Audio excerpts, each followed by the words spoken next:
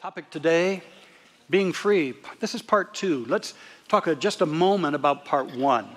Last week, the idea was put forth that in many ways there's a tendency to give our power away, our power and our possibilities away to circumstances and people, thus essentially agreeing to become their prisoner and feeling captivated by and in them.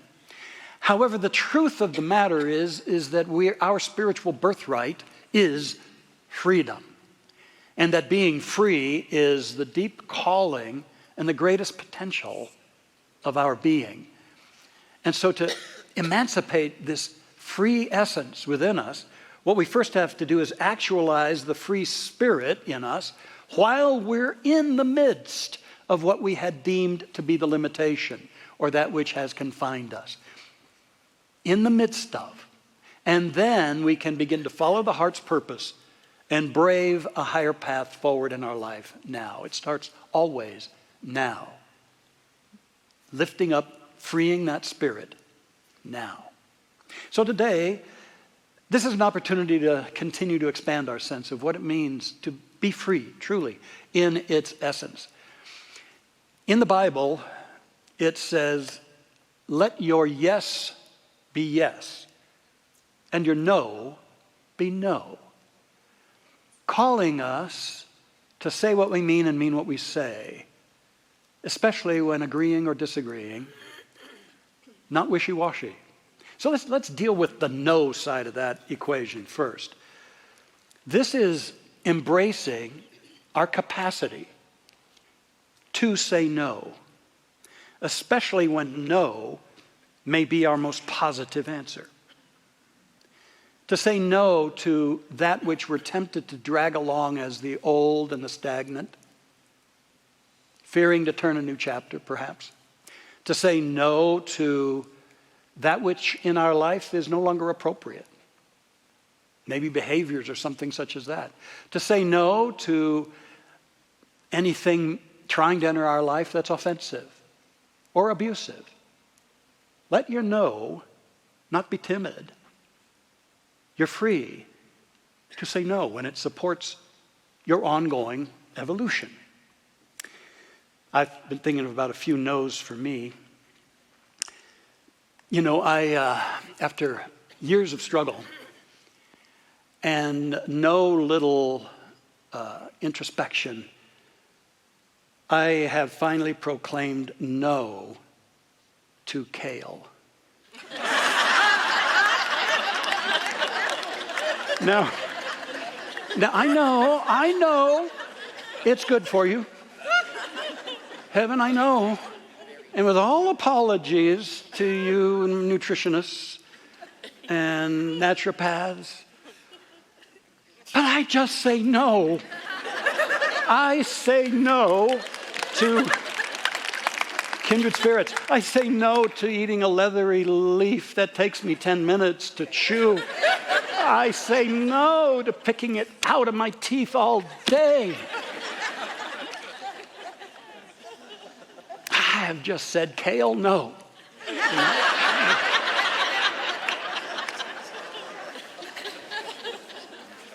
It's interesting, serendipitously, another no surfaced in my life this past week. And actually, the backstory is that a number of years ago, 15, maybe 18 years ago, I did arrive at a no. And it has served me well. You see, whenever you're in the public eye, you're apt to receive communications and input.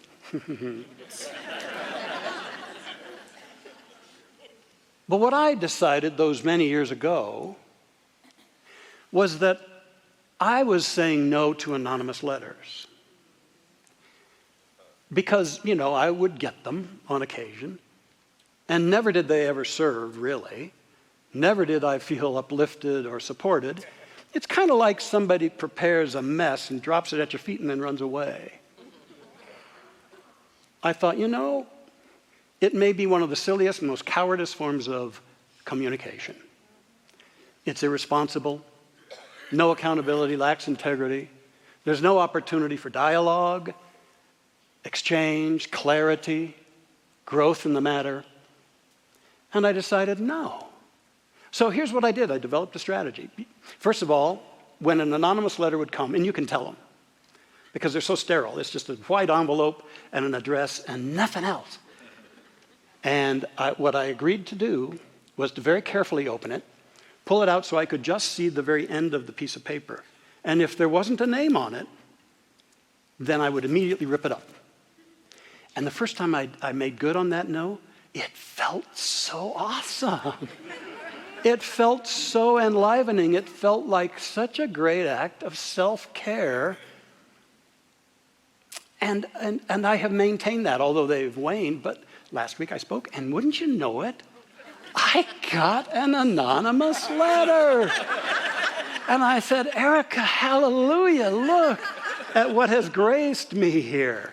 And I did exactly what I told you I would do, saw it was anonymous, didn't give any of it a look, ripped it up and said, hallelujah. Then I did a little prayer blessing for whoever sent it, just blessing them on whatever their path of growth is and blessing what I know to be their heart.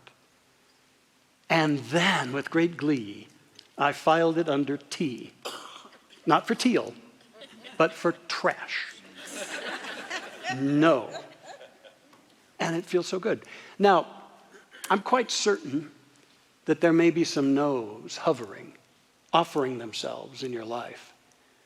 Maybe a little more significant than kale and anonymous letters. So what are they for you?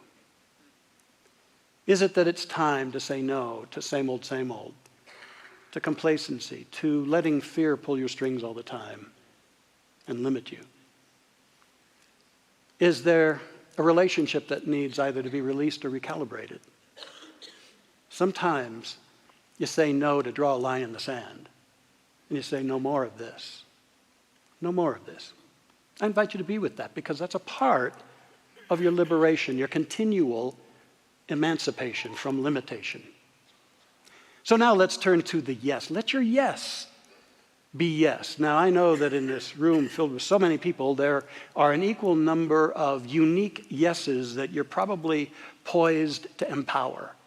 It's like, yes, I'm ready for this. Yes, I want to go in this direction. Yes, I'm embracing this. And what I want to do is offer an umbrella over all of those unique yeses of yours to support them. And it is to say yes to the evolution of your very being, to say yes to the evolutionary principle within you, to say yes to you, how you're created to be a pioneer of the possible, to say yes to letting life continue to have its way in growth for you in all dimensions of that word growth. David Stendhal Rast, brother David Stendhal Rast, wrote, another name for God is surprise. And the God in you and me is constantly ready to surprise us with more about us than we've come to know so far. I tend to know that we form rigid identities of ourselves and others. And we stay stuck in that. And yet the true spirit of us is proclaiming whenever we can listen to its whisper, you're so much more than that. Try your wings. Say yes to that so much more of you. I'm going to have some words of our founder, Ernest Holmes, put on the screen, and take them in. They're so extraordinarily powerful.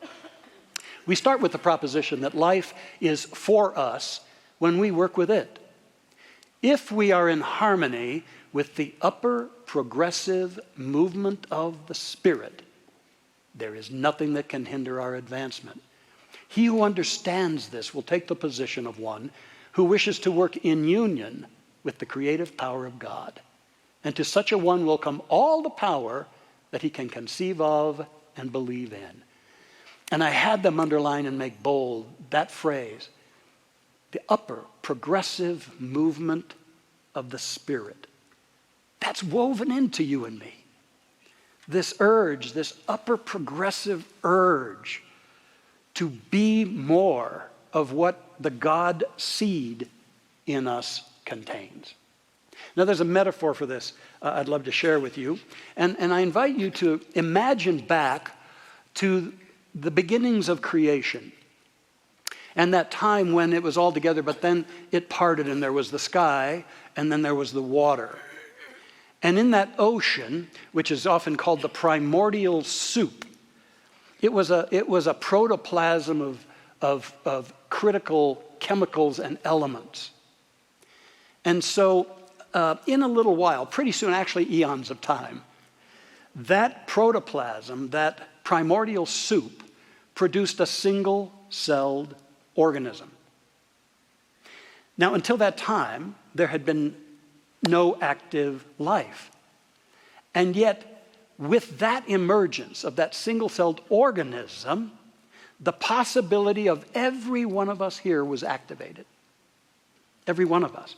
That single-celled organism is your earliest ancestor, by the way.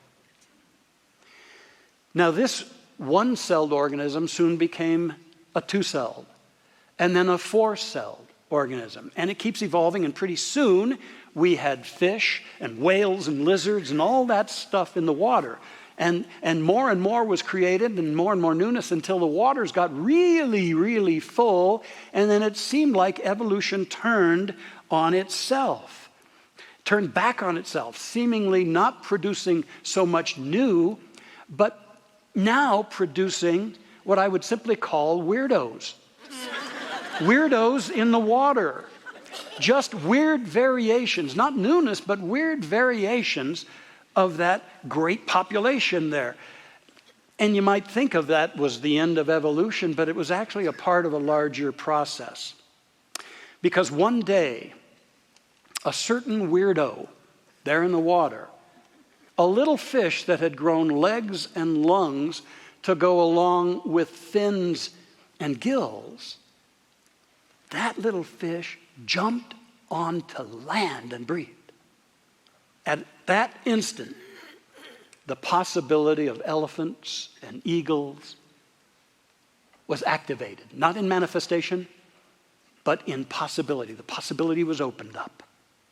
So incredible. It was a power moment in evolution, because that strange, weird little fish activated countless other possibilities. Countless other possibilities. Because it was willing to enter into, to give itself over to a greater process, to cooperate with the evolutionary process of transformation. One time in our history, Calvin Coolidge was president, and he decided not to run for a second term. And a reporter asked him, "Why aren't you running for president?" And he said, "Because there's no room for advancement." Because there's something in every one of us that yearns for advancement. We have the courage to take that radical step forward, transformation can begin. Now, this metaphor speaks also to the evolution of human consciousness. In some respects, as we have grown, we've in a way gone about as far as we can go in limited mentality. I mean, it seems so much that our little mind has turned back on itself because it's filled with like reasons and excuses and lashing out and justifications and harsh judging, blaming, all of that kind of thing. Stuckness, limited stories, filling up the consciousness. But that's also the state, and I'm beginning to sense it going on now, that's also the state where strange variations of creative ideas can also begin to percolate. And I tell you what, that fish is a part of every one of us. It's our capacity to imagine and to crystallize a vision. A vision. Your vision is like a fish with lungs and legs. Okay? An unusual, maybe weird, yet highly progressive opening in life. And when we step forward onto the land of real form, owning that vision, owning it, things may not immediately change, but we have activated immense possibilities that shall emerge through our courage, through our willingness. So the real question is, how will we jump our vision onto dry land? And I know at first it seems radical. It seems like it's going to upset the apple cart of so much going on in our lives, so much that we've tried to cement down for safety and security reasons. And you may feel like a certified weirdo for jumping a vision of change and evolution onto dry land. And I know that some of us are highly qualified in that capacity as certified weirdos. I think our church is fairly full of us in a very loving and powerful way, very much so. But this is the way that we reveal more of the divine magnificence and mystery of our being. So that little fish has more to teach us and some things we can do this week. First of all, the first thing I would entirely encourage us to do is, first of all, exit the soup. Exit the soup. And this means that finally we let our no be no. And we decide no more of this. No more shall I impede myself. No more shall I agree with others who don't have my best interests in mind. No more am I going to hide out from what calls. No more am I going to think that I don't have anything left to give. No more. No more. There's so much more available. But we have to exit the soup of our stories and our excuses, challenge our fears, and go for it anyway. And sometimes it's a progressive process. We showed a picture of Nelson Mandela, such an astounding man. When he was thrown into prison for his leadership in seeking to overthrow apartheid in South Africa, he was understandably discouraged.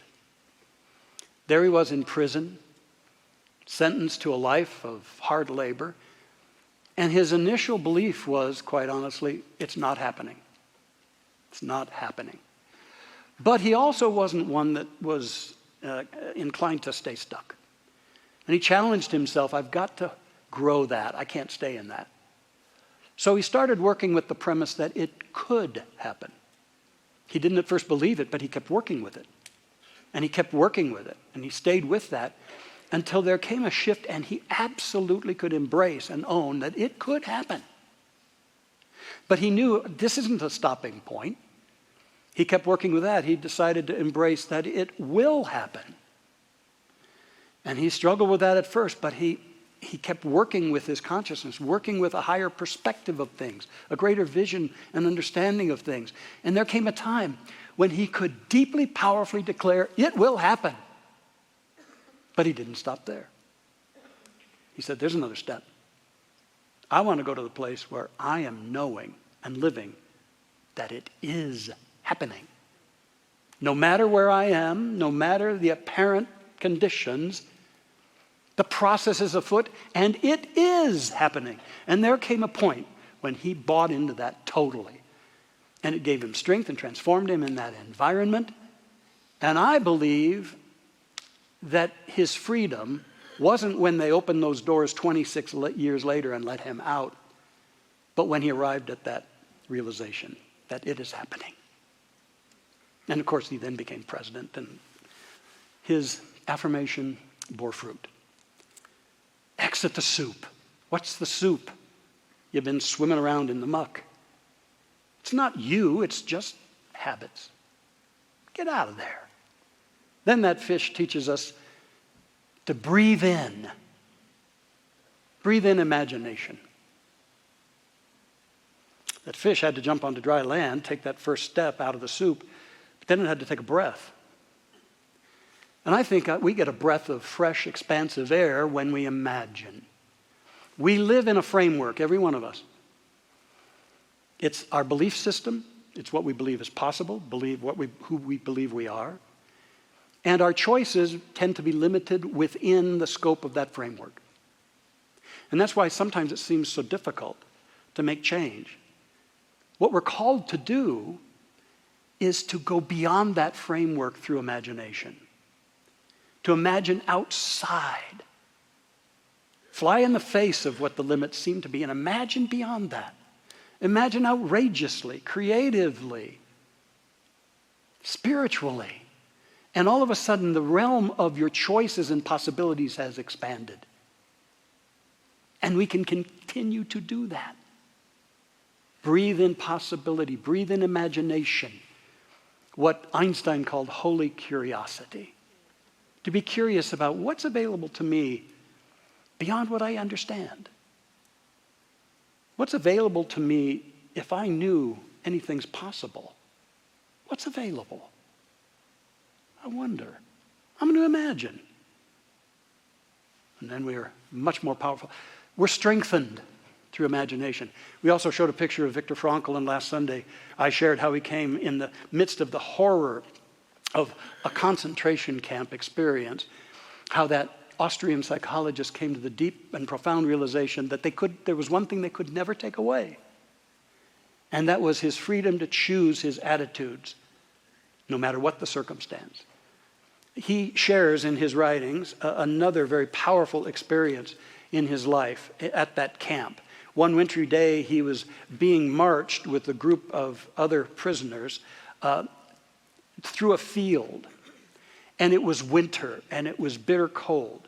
He had thin clothing on, he had no socks, holes in his shoes, and he was very weak from malnutrition and mistreatment.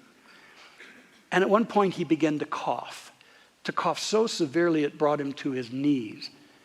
And a guard came over and demanded that he get up and keep walking, but he was coughing so hard he couldn't even reply to the guard, and so the guard started beating him with a club and told him he'd die there if he didn't get up. And the thought went through Frankl's mind of, well, this is it for me.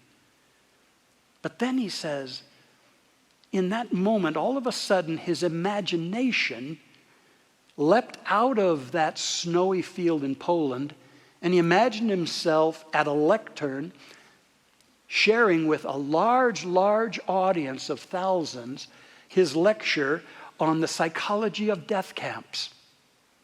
And he was no longer half dead in that field, but he was living in that lecture. And he was telling that imaginary audience about that very moment when he collapsed in the snow and he was too weak to get up. But then he added to it that in that moment he also found a reservoir of strength within him he didn't realize. And he was indeed able finally to stand and walk, though haltingly at first. And he gained more and more strength to go on. And as he was describing this to the audience, at that actual moment back in the snow, he found that he was actually able to stand up and to keep moving. And he kept that visualization going throughout their whole work order there, their whole time of working. And as they also walked the long walk back to the barracks, and as he collapsed into his bunk in exhaustion, he imagined completing that lecture and thousands of people giving him a standing ovation. He made it through. Many years later, 1990, Anaheim, California, he's giving a lecture to 7,000, telling about that story. And at the end, they're on their feet, giving him the very standing ovation he had imagined. You see, what he did was he imagined a future in which his problems were resolved, and then he worked backward to the present to activate the qualities to make that future a reality. That's the power to breathe in imagination. Take a deep breath right now. And let your concept of you expand. Imagine that life is saying to you, oh, there's so much more. You're so much more. You're here, so we're not done with you yet. What could be? Finally, then, that weirdo little fish encourages us all to trust our legs. Trust your legs. Trust that capacity, even when you don't know entirely what's going to happen or where you're going to end up or what's going to transpire, that you have the capacity to take a step. And you can do it flying in the face of whatever's going on, flying in the face of your age, the situations, your past, that you can trust your legs, meaning principles. Those legs on that fish were the principles. The principles we move on are what will carry us forward. The principle that we are pure spirit, that we're born of an infinite loving life, that life supports us if we'll allow it. The principle that according to our believing and our inspired action, it shall be done unto us. That we are creative beings. That we are light beings. On those legs, we can walk forward. I want to close with an actual event in a man's life that touches me a whole lot. I want to tell you about Jim Henry, who lived in Mystic, Connecticut. I'm going to have to go visit Mystic. Any town that's Mystic, I think that'd probably be pretty good. Jim Henry, 98 years old, and he releases his first and only book, In a Fisherman's Language, it was called. It was a collection of short stories about his life and about his experiences. But what's most remarkable is that Jim Henry didn't learn to read and write until he was 91. You see, he quit school in third grade because his dad had he and his brother go to work to help the family survive. And then after that, he captained a lobster boat and he served in the National Guard. Then he became a skilled carpenter and plumber, even designed and built his own home.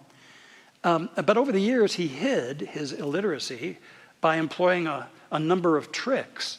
Like, for instance, at a restaurant, he'd always order what somebody else ordered, since he couldn't read the menu. And he knew just enough to be able to sign his name. And so he got through. But at 91, he came upon the story of George Dawson, who was a grandson of a slave, who wanted to earn his high school diploma by learning to read and write. And that he accomplished that, George Dawson did, at 98 years old. And Jim Henry said, well, listen, he had the same problem I did, and I figured if he could do it, I could. And so he did. At that age, 91, he learned. He went outside his frame of reference into possibility. And he learned to read and write. He wrote the book, and it caught on like wildfire. A film company bought the rights to make a film about his life. Stories appeared in magazines. He got a letter from the president and from people around the world. And he remarked, here I am, nothing but a fisherman before, and now everyone is looking up to me. It makes me feel so happy. There's a joy in this. Jim Henry passed away at the age of 99, 3 months short of his 100th birthday, with his family reading him passages from Jonathan Livingston Seagull. But you see, he'd already found his wings. He'd found his wings. So, what's this all saying to you, beloved one? I know it's stretching and challenging me. But just remember, we are possibilities always. Always. We're here to explore being free. So exit the soup. Trust your leg. Breathe in imagination. And trust your principles. Trust your legs. That's what it means. That's your destiny and your design. Being free. Let's take this into prayer. How beautiful it is now to become more still and sense deeply within. Yes, within, there's something that knows and never forgets. Knows that we are impeccable, magnificent, spiritual life. Here to have life and have it ever more fully and abundantly. here to reveal through ourselves and our living more and more, eternally more of the infinite Creator, our source. Go to that which knows. That which knows speaks in a quiet heart. It proclaims the voice of Spirit. I have loved you with an everlasting love. I have vested in you qualities of magnificence and the essence of freedom. You, my beloved child, are creative consciousness. Explore beyond what the lesser mind has presumed is so. Explore. Draw upon something deeper. I am here, I am with you, and I will never leave you, nor forsake you. And when you trust your legs and step forward, everything that I have is there for you. Just keep stepping. The way is revealed. So in this beautiful, heartfelt moment, may we just give thanks for the life that we are. That life is so much more than our past. So much more than whatever's going on now. That life is glorious. It is energy. It is beauty. It is sacred. Imagine that you're weaving around yourself a cocoon of love. A cocoon that does no longer limit you, but becomes the birthplace of that higher order of being woven into you. And that as you finally say no to self-doubt, no to limited ideas, no to that which no longer belongs to you, say yes to this love. And say yes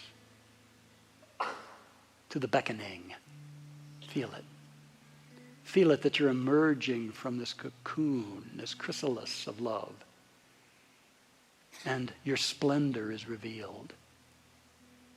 And you look around and you see other beautiful beings awakening as well.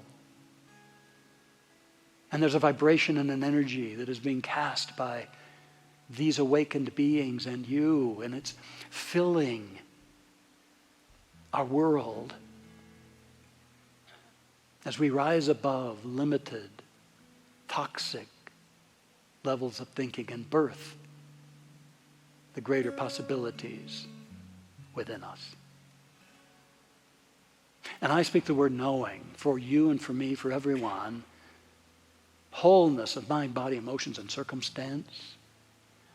I affirm for you and me openings into the greater good, and I give thanks in advance that everything we need and require, all the resources, the inspiration, the guidance is already provided, and as we trust our legs and step forward, it is provided.